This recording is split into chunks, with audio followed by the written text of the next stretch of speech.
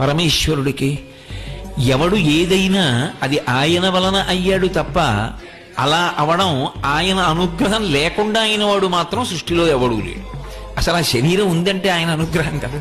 అయినప్పుడు ఇంకా శరీరం ఓ పదవిని పొందింది అంటే ఆయన అనుగ్రహం వినా ఎలా అవుతుంది? అయ్యే అధికారం లేదు.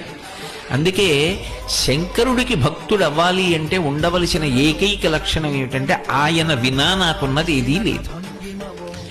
ఇది 10 మాటలు పైకి చెప్పక్కర్లేదు, లోపల మాత్రం ఎప్పుడూ ఆ భావన ఎందే ఊంచుకుని ఉంటారు.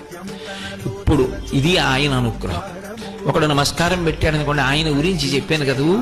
దేవరాజ సేవ్యమాన పావనం కృపంకజం వ్యాలయజ్ఞ సూత్ర బిందు శేఖరం కృపాకరం నారదాది యోగి బృంద వందితం దిగంబరం కాశికాపురాధినాథ కాల భైరవం భజే.